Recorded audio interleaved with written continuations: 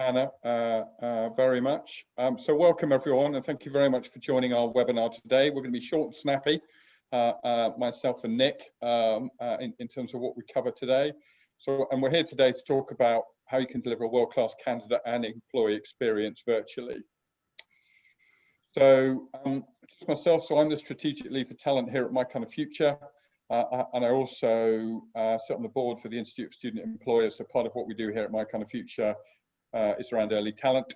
We also work with what we call whole workforce, but I have a role where I sit on the board for the Institute of Student Employers, which represents about the biggest 400 or 500 employers of apprentices and grads in the UK. Nick, do you want to quickly introduce yourself? Yes, indeed. Thank you, Simon. And hello, everybody. Thanks for taking time out of your day.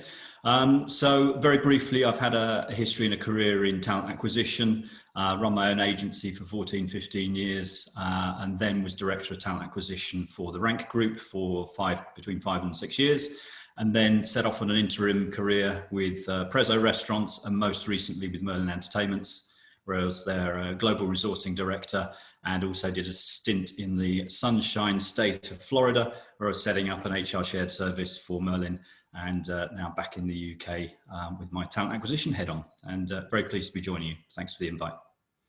Brilliant, thank you, Nick, and we're looking forward to you sharing some of those experiences with us today. So in terms of what we're going to cover off today, I just want to give a little bit of context about why this topic matters.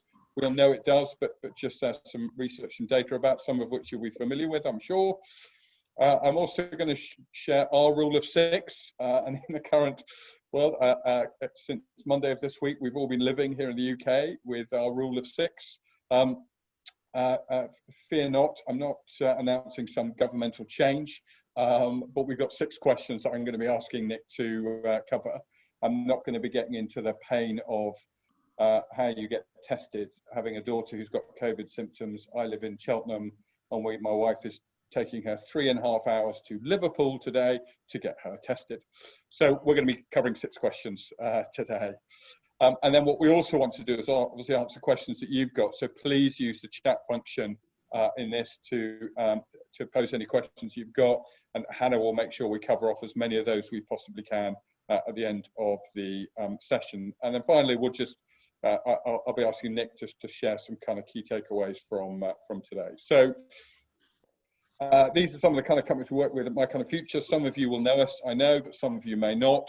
And I said we help organisations to attract and ultimately hire and bring diverse talent into their organisations, whether that's at the early talent end or experienced hire. And we've got some cool tech that supports our organisations that we work with to do that. So just a little bit of context I wanted to share about why this is an important topic. Employee engagement is massively important in an organisation, and obviously the experience that your employees have has a real significant impact on the performance of your organisation. And some recent research from Gallup showed that those organisations in the top quartile of engagement are delivering 21% more profit. So this speaks to your bottom line. That piece of research that Virgin Media did some years ago that I'm sure you'll all be familiar with, about what the impact is of a poor candidate experience. They put some really good things in place to address that, but that's what they found. We at MyKindaFuture did some research about a month or so, or published some research about a month ago around belonging. So how you help your employees feel a sense of belonging, and new people about to join your company, how you build that sense of belonging quickly with them.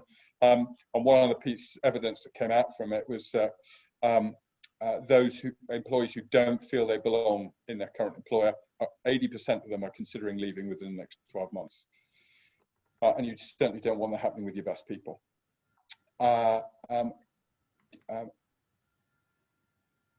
Candidates draw a direct parallel between the experience they have when they're going through a recruitment process and its company values, and Nick's going to share a bit more about that in a moment. And the other really powerful one is the importance. It's a small point, but it shows the impact that it can have. Constructive feedback through the recruitment process makes a massive difference on your brand and whether people are likely to consider you as an employer for the future. So lots of really great evidence as to why this is an important topic and to help build the case for why focus needs to be put around this. So that's just a bit of scene setting. Let's kind of get stuck in and start hearing some of your experiences, Nick. And we all know that both candidate and employee experiences are critical. And it could be argued that they're two totally separate issues, but actually there are similarities. And what would you see some of those similarities, Nick? I'll just start by saying I'm still trying to get used to this whole sort of virtual Zoom thing. I look so grumpy on the video. I assure you I'm not, but I'm trying to hide my view of myself. It's putting me off, so I don't know what it's doing to everybody else. But anyway, so I think it's all linked with, from my perspective and the experience I've had around your employer brand.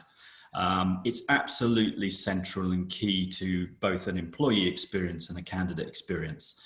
And it's about having a powerful employer brand that's authentic and genuine and represents you as a business, and it's been very thoughtfully pulled together and informed with not just a group of people in a darkened room, but with input and insight from your employees and your customers and your partners in terms of what you truly stand for as a business. So that whole employer brand piece is really, really important. But once you have it and once you're clear on what it is and what it stands for and what your values are as a business, it's really then about being true to that employer brand and the way you operate and act, both internally and externally. So if you state your values are transparency, honesty, maybe one of your values is about being caring or customer obsessed, yet the experience from a candidate point of view is contrary to this, then your brand will suffer. There's no doubt about it. It's pretty common sense. It's no rocket science there, but it is something to be constantly aware of. And I think the way to measure it is to put yourself in the candidate's shoes and to really think of what is it you're seeing and experiencing from a candidate point of view. Because ultimately your candidates are your future consumers and your current consumers, and all those ones who have a very poor experience will potentially vote with their feet and their digital pen. By which I mean that the likes of review channels like Glassdoor and others mean you're never really very far away from your brand being damaged if you don't live and breathe those values. And there are certainly brands that I've come across in my recent job seeking that probably is as a direct result of my experience, I probably wouldn't consider as a consumer now, just because it's been a poor experience. So I think it's not just about your candidates feeling that maybe you're not the employer for me, but they'll also think you're maybe not the consumer brand for me, and that can be very, very damaging. Fantastic, thanks, Nick. And two kind of follow-up questions, really. For those organisations who perhaps don't have what they would consider an employer brand that they can, that they can shout about, what might they need to do? Because I'm conscious we've got a mix of different kinds of employers on this call. Yeah. And then the other one, what's a really good example of an organisation living its employer brand? So I think if you don't have an employer brand, then you could spend an awful lot of money on it. And I think we all probably recall examples of British Airways rebranding their livery on their planes and spending absolute fortunes on it. And you get teams of consultants coming in who are very clever and build an employer brand for you. But ultimately it's your leaders and your employees within your business who will help inform that employer brand and will be very conscious and aware of the authenticity of what you stand for and what your values are. So to build it, it's for me, it starts with the conversations internally. It's about some low level but quite intense brainstorming and workshops around, well, what are we really trying to achieve here? What's important to us? What are our priorities? And what are our genuine values that without which we wouldn't be the brand that we are? And I think you can pull individuals in to help you with that, to help inform those conversations and to bring thinking to the table. But ultimately, you need to come up with a set of values and an identity that's true and that you can honestly live and breathe. And in terms of an example, I think probably, obviously I've had a little bit of time to think about it, but the one that I keep coming back to is one that some of you might have come across in the press, and it is with my most recent employer with Merlin.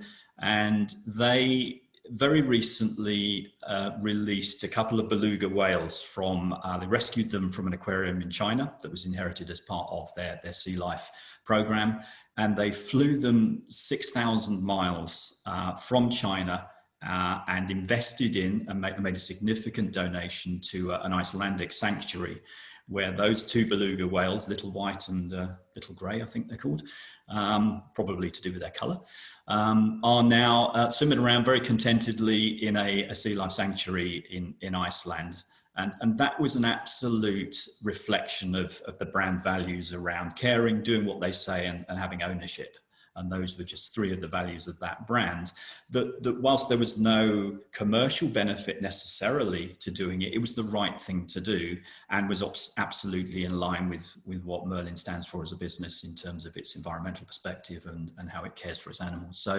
So for me, that was a really great example of doing what you say you're going to do, and being a strong employer brand. Fantastic. Thanks, Nick. And there's lots of research and evidence out there about the value of candidate employee experience and so on. And I gave some of those examples at the beginning. But one of the bits that I think is not perhaps looked at quite as much is that lived experience, Nick. And again, bear in mind that your journey over the last number of years that you kindly shared at the beginning. Do you want to talk to us a little bit more about that lived experience? Yeah, and I think my experience would reflect and resonates with many hundreds, if not thousands, of people at the moment you will see posts on LinkedIn, you'll see posts on other platforms where that experience is frustrating and not necessarily positive. And back to my point around that candidate experience influences your consumer experience and hence your brand and the damage. So as an individual, I've spent many hours in the past and quite recently applying to and crafting what I think are particularly pertinent and very eloquent answers to questions, of course, to receive nothing back. And the sad reality is that an employer absolutely stands out if a genuine and considered response is sent. Now, it doesn't need to be massively detailed and responding to every point that a candidate has made. But to regret a candidate in a professional and a considered and a sensitive way goes miles and miles towards that candidate experience. People will accept being regretted, as the current word is, but basically it's rejected. If that experience is in appropriate tone of voice, it's not very obviously instantaneous and automated, and you can with the systems that we use nowadays, you can stagger those responses and time them so they're not so immediate. But even if you're delivering bad news, it needs to be done empathetically. It needs to be done with the candidate experience and emotions and mental health to a certain extent in mind, because there's an awful lot of people feeling very disillusioned, very uncertain of the future and their value in the future of work, because they've been displaced from jobs maybe they've been doing for many, many years. So I think just bear in mind that mediocre actions will stand out. The ability to get back and create a process that's both transparent and you set the expectations up front. So maybe in your application process, you will be clear about what the process is, when you will hear back, and what you will be doing as an organization to keep that candidate informed along the journey. So try and avoid, if possible, a catch-all that if you don't hear from us, then you're not successful, because that's a bit of a cop-out. There are ways to get some sort of response back that is couched in the right terms and is more positive. And it might be about signposting. It might be, look, you weren't successful, maybe you want to visit this information, or please consider us as a future employer. If you've had any comments around the experience, please let us know. We're always looking to improve. Generally engage with that individual as a human being, as a person who is emotionally engaged in that process.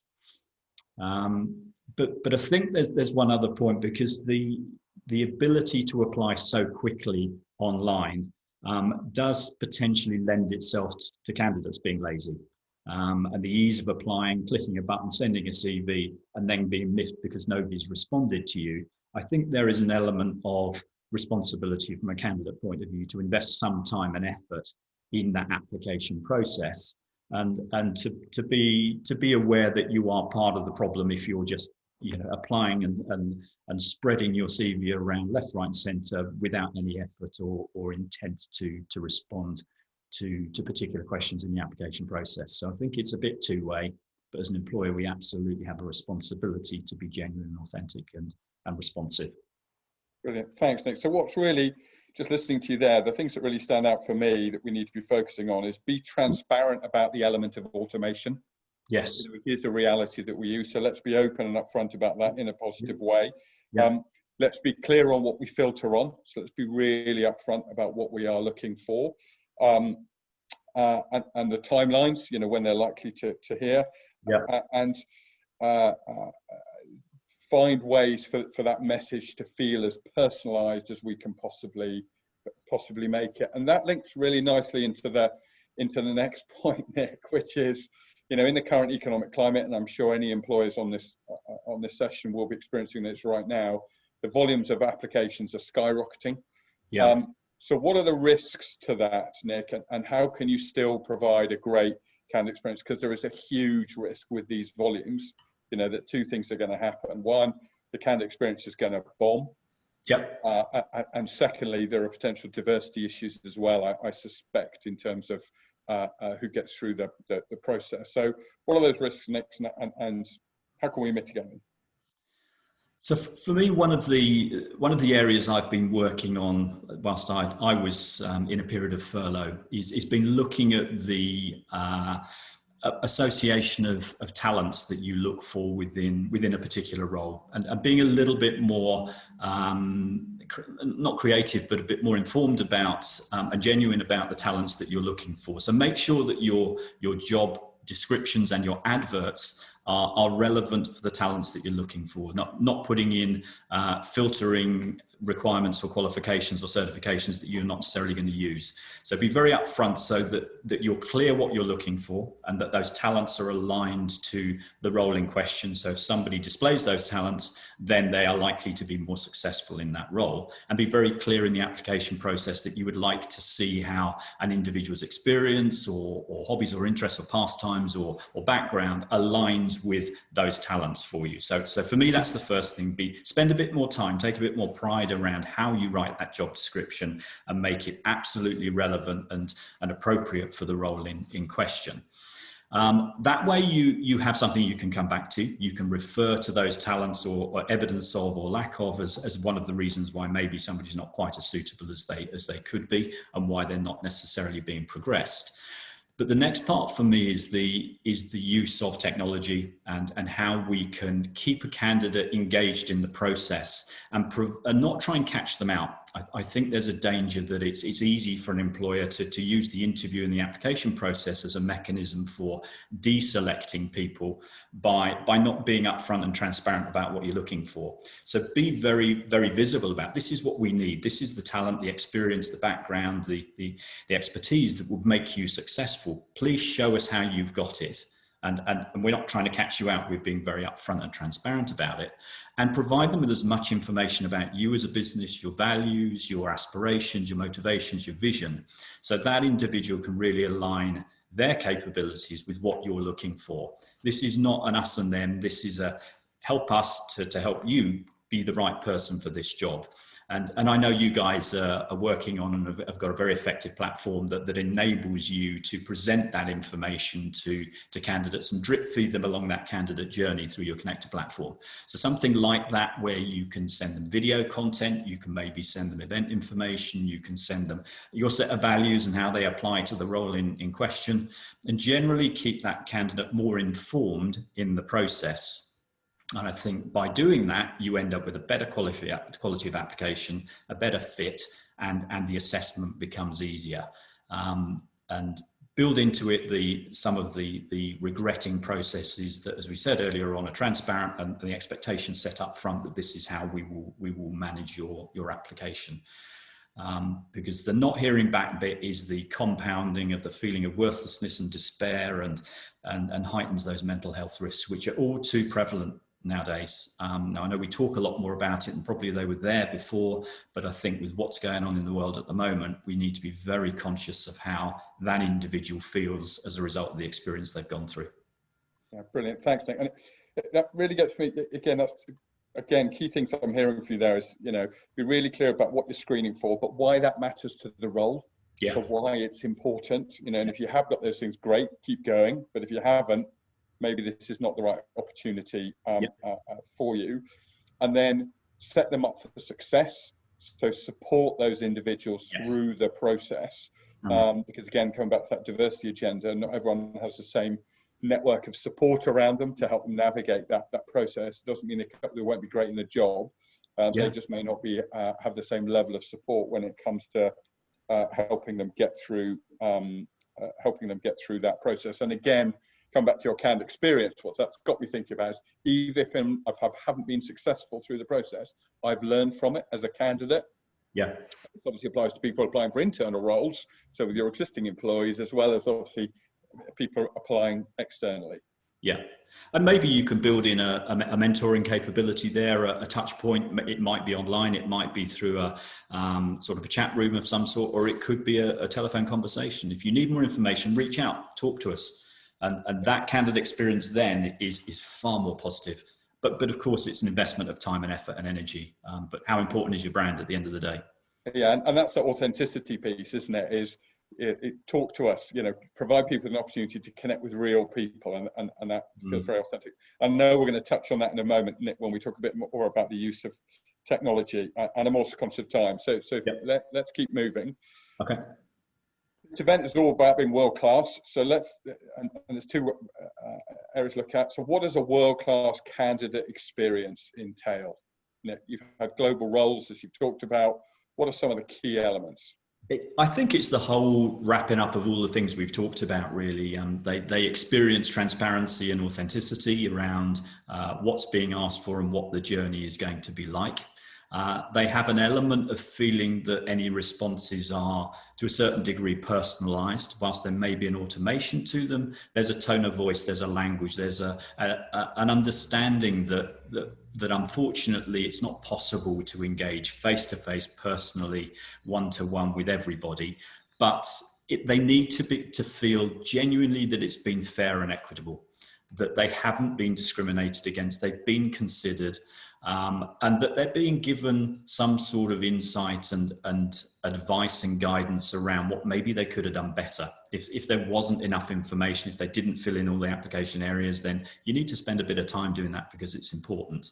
So be transparent, keep people informed at many stages of the process where there is a danger of a poor experience. And I think if you can highlight where those are, so that might be due to time expended from when they've applied to when they hear back, and make that time difference as short as possible, but as realistic as possible, and make sure that you provide relevant content at the right time that will help with that application journey rather than not. You know, it's about relevant content at the right time, and make sure that the talents that you're asking for are relevant for the job and are not being used just as a random filter because it makes your job easier because we put prints to, for example, and you haven't got it, so there you go, you're not successful. But you don't use it, so why is it in there?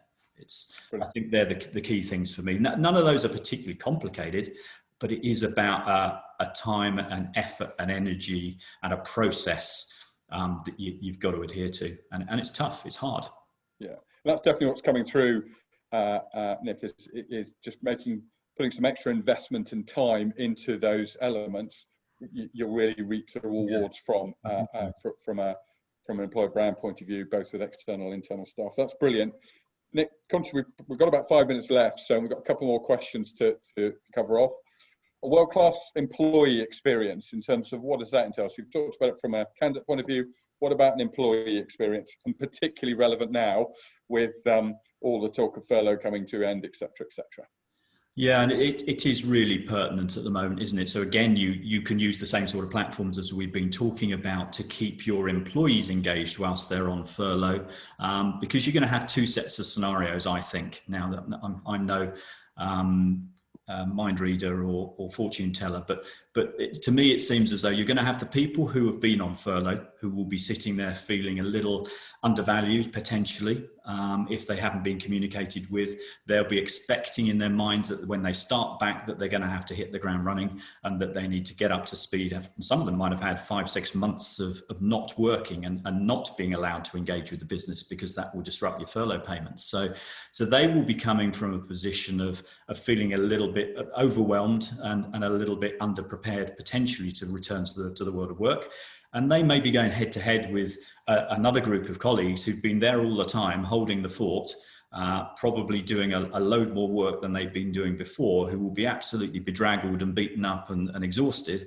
And you've got these furlough individuals coming back all ready to go and fired up. And we just need to be conscious of them that there could be a potential conflict with that. So how do we manage that? How do we, again, relate back to our values, which may be around collaboration, they may be around fairness, they could be around caring, whatever it is, and make sure that we're being true to those. But keep your returners informed and keep your existing staff informed about what's expected of them and recognise the work and effort that they've put in, which is sort of going off at a bit of a tangent. But don't just send emails to say, oh, look, you've been missed, looking forward to coming back next, week on Friday, and we'll see you then, because, what's the expectation? So be clear is my view.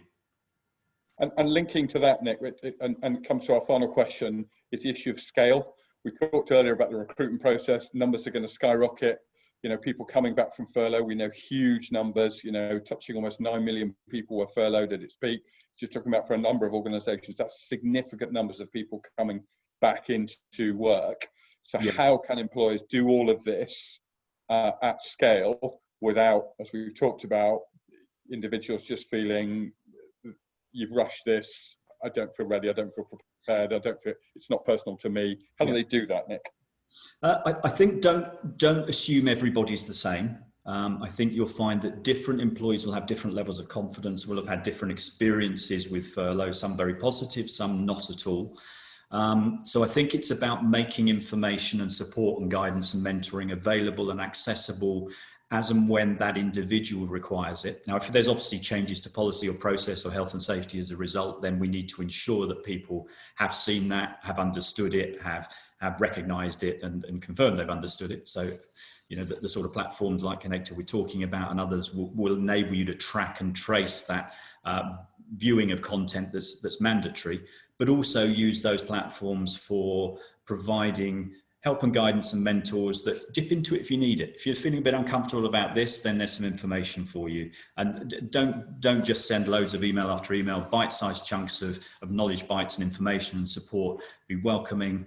It all sounds, very simple when you talk about it, but I know it's a complex. You're dealing with human emotions, you're dealing with uncertainty, you're dealing with different people. So I think you just need to make that information available that they can access it as and when they wish, and gently push the essential mandatory content, but keep talking, keep informed, keep different channels of communication open. And I think you're more likely to experience a more positive return to close to normality as we can get quicker, I think. Fantastic, Nick. That was really helpful. Thank you. I'm conscious that we've got about a minute. I'm going to be pushy and chance my hand because I know we started a couple of minutes after 11.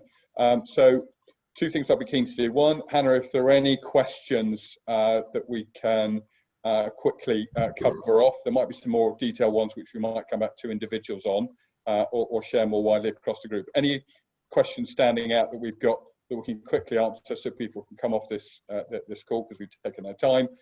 And then Nick, if you just want to share your final thoughts. So Hannah, any? Perfect. Thank you, Simon. So we've had one question come in for you, Nick, and this was when we were discussing what does a world-class candidate experience look like? Yep. And Christopher has asked, when regretting candidates, do you think a candidate experience is negatively impacted if these regret emails are sent via a no reply address? Or should these emails come from a mailbox that is manned? The risk of the latter is that candidates may have to have some follow-up questions that will then either have to be answered and e.g. have to obviously require more time and resource, or then ignored, which then possibly does lead again to a negative candidate experience. What are your thoughts on this? That is a great question. for sure, because both viewpoints are right. You could have a positive, negative. You could have a possible negative experience. I think for me, the short answer is ideally to have a manned email address that is a generic one, rather obviously than an individual. So your talent acquisition team or your recruitment team. If you have the facility, then some sort of shared chat service where you can broadcast the response if it is relevant and not personal to that individual. A general question about process or feedback, I think, is you should recognize it the same as you would do with a Glassdoor review where somebody's put a comment, positive or negative. Ignoring it is the worst thing you can do. So you need to respond to it. The no reply to me is a little bit lazy. It's closing the door saying that we want your feedback, but you can't respond to us. Then it's okay, well, then I'm not going to bother. And where are they going to go? Probably to Glassdoor with the negative. So I think you've got to give the opportunity to respond, keep it a little more generic around a team group email, and then share the responsibility to come back with a very quick response. And my other thought on that, Nick, and it comes back to, I'm going to wind that into my reflections on what you've shared. I think the more information you can share up front about what you're looking for, why you're looking for those skills, so that information you give, the support you give them, through the process, I think instinctively for me feels like you'll minimize or reduce those volumes of why, because you've been more transparent going forward. You've provided support at each stage of the recruitment process. You've helped prepare them for each stage of the process by using, through using technology. So it all feels like the more we do up front, the easier it becomes further down the line. Yeah, absolutely right. You're basically heading off the problems as best you can, preempting them. And just to respond, I don't know if you're going to pick up on it, Hannah, but a question from Leanne about NPS scores and candidate feedback. Is that something to do? I think you get your candidate experience through your Glassdoors and your other channels. I think it will be very beneficial to actively reach out randomly to see what the experience was like, but you need to be prepared to respond appropriately if you do that. There's nothing worse than a feedback survey where you don't do anything about the feedback that you're getting. So you need to be upfront about it and address it and deal with it, but be confident to request it. If you don't know what's going wrong, you can't deal with it. And I think the other piece, just to add on that, Nick, is that with things like NPSs and reaching out to candidates for feedback, make sure you do it with candidates who've been through all the different stages of the process, not just those ones who got to the final stage, or worse still, only those who were offered. So making sure that there are a number of touch points where you're capturing that feedback. And in the same way, and we found this has been really effective with both employees and candidates, is getting feedback on the information that you're sharing with them. Yes. So if you're sharing information, helping them come back from furlough or whatever it happens to be, or in each stage of the process, giving them the opportunity to say how useful they found that is really, really powerful in terms of helping understand what's important for different people. And again, where technology can play such a great role is one, doing that, but also it enables you to analyze the data and profile how different groups find different bits of information more useful, less useful, what they're worried about, what they're concerned about. So it really helps you understand different groups so that you can, again, coming back to one of your earlier points, Nick, really personalize what you're doing and take that learning to make that experience, either for your employees or for your candidates, even more personalized. And guess what? The best people to inform you whether they're receiving the right information or not is not the people providing the information, it's the people receiving it, it's the candidates. They're the ones who may come up with the gems of, well, if you could have been a little clearer about this part of the process or this, or what I would do at this stage, that would really help me. That's invaluable. Brilliant. Hannah, I'm really conscious of time and we have run over. So what probably going to need to do is wrap it up there. Any of you who've asked questions that we haven't responded to, we will, Nick and I will take a look at those and come back to you. So we will definitely share that. And if you have asked a question that hasn't been answered yet, if you're happy for us to not just share that with you, but with everyone that's been on this session, please just ping us a note to that effect, because I'm really keen to share as much as we can. So a really big thank you from me. I'd say, as it says, as you see on the screen, if you want to reach out to Nick or I, please do. But I really hope you found this session useful today. A really big thank you to you, Nick, for sharing those for those insights from those different experiences. And as I say, thank you all very much for joining, and enjoy the rest of your week. Absolutely. Thank you, Simon.